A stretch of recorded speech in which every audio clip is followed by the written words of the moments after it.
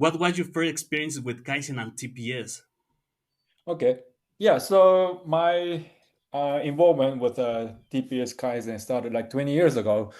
My father was, his name is Hajime Oba, and he worked at Toyota for almost 50 years. And since 1992, he was responsible for Toyota Supplier Support Center, which is the Toyota subsidiary located in North America, Lexington, Kentucky, originally. Okay. It was designed to teach TPS to different companies, not just automobile, but any companies like furniture, food, anything that you can think about. He was helping them. And I was working in a different company and doing a lot of accounting. And I quickly recognized that, I've been talking on paper how to reduce cost, how to reduce inventory, but I didn't know anything real about it. And that's when I start contacting my father. Is there a way I can learn about how he do Kaizen? And he said, yeah, I can teach you that, but you have to come to the Gemba.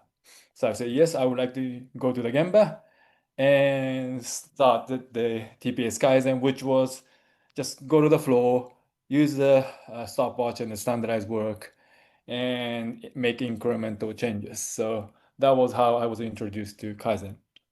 Okay. Uh, Actually, are you a TPS and Kaizen consultant in New York?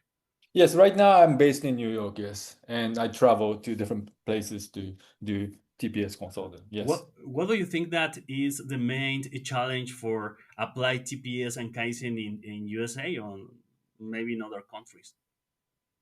Well, I think it's a big problem is the management, right? I think the management needs to understand there's a lot of opportunity on the shop floor, but they don't come to see what's really happening. They see things on numbers, but that numbers doesn't accurately reflect what's really happening in the shop floor. At the same time, you're asking for the result that Kaizen provides, right? But they don't understand the reality. What's really the people shop floor is struggling and trying to get the result of the Kaizen is a little bit unfair. And that's where I think is a big challenge. Okay. Why do you think through Kaizen it's so difficult to practice for the companies? Uh, Well, like I said, there's a lot of small things we can do it immediately once you go to the Gemba. But once you stay in the meeting room and you just look at the big numbers, you immediately think that, we don't have capacity or we have everything is going well. The only thing we can do is add more people or something a radical new technology or the discussion always goes towards something radical improvement I would say. But when I go to the Gemba and see the shop floor go, there are like so many defects are made. There's no standard in a lot of places.